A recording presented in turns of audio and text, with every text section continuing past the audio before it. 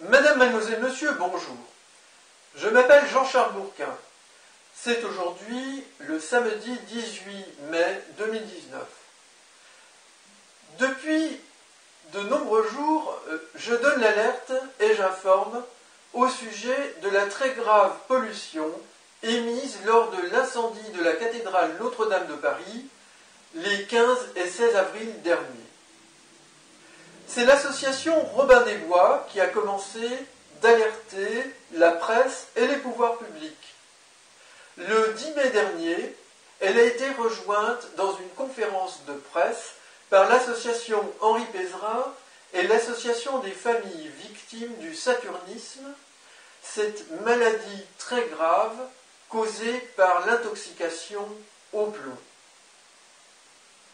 Lors de cette conférence de presse, Annie Thébaumony, de l'association Henri Pézerin, a insisté sur les règles de sécurité qui n'étaient pas suffisamment respectées sur le chantier de Notre-Dame de Paris pour les personnes qui ont commencé de travailler à cet endroit. Elle a expliqué que la pollution émise lors de cet incendie est très dangereuse pour l'environnement et pour la santé. Elle contient du plomb, de l'arsenic et de la suie. Le plomb est particulièrement dangereux pour les fœtus et les embryons. Il peut pénétrer par inhalation, par ingestion et également par contact. Je souligne pour tout le monde le fait que lors de l'incendie, de nombreuses personnes qui y ont assisté ont pu inhaler des quantités plus ou moins fortes de ces différents toxiques et particulièrement de plomb qui étaient présents en quantité très grande dans la flèche et le toit qui ont brûlé. Environ 400 tonnes de plomb. Ce plomb est parti sous forme de particules de gaz dans l'air. Et une partie a fondu et est tombée sur le sol dans la cathédrale. Il est donc essentiel de consulter, selon moi, son médecin et de faire ce qu'on appelle un test de plombémie, sachant qu'il existe aussi d'autres tests.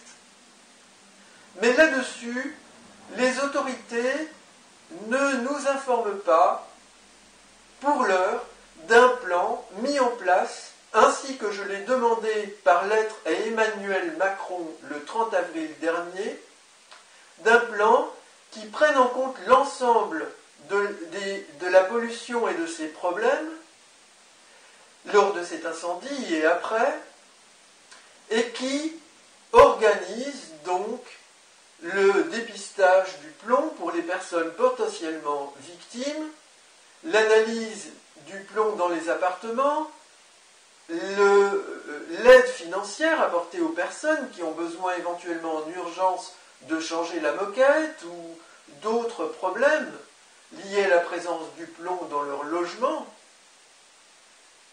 etc. Donc je n'ai pas reçu de réponse d'Emmanuel Macron concernant cette lettre. Et j'ai découvert aujourd'hui une vidéo sur sa chaîne YouTube, Emmanuel Macron, qui a été publiée le 30 avril 2019 et qui nous parle de cet incendie. On y voit beaucoup le président, ses personnels administratifs, les pompiers et des images très intéressantes du drame de la cathédrale en train de brûler. On apprend par un pompier qui parle au président que du plomb coule à l'intérieur de la cathédrale. Et là, je suis très étonné, on n'apprend rien sur les dangers liés à la pollution. Rien de précis, je veux dire, rien d'explicite. Et le communiqué de presse de la préfecture, le premier, date du 27 avril. Et je vous vous assure, je vais réécouter ce document de M. Macron. Je n'ai pas souvenir que le communiqué de presse de la préfecture y est cité. Pourquoi M.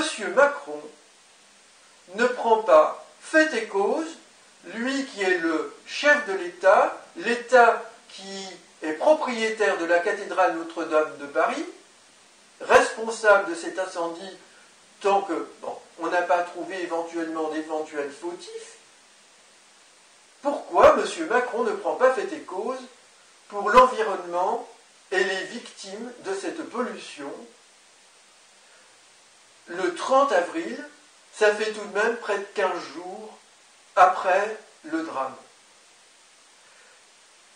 Je demande qu'une commission d'enquête parlementaire ait lieu très rapidement et convoque les ministres concernés, Agnès Buzyn, ministre de la Santé, et M.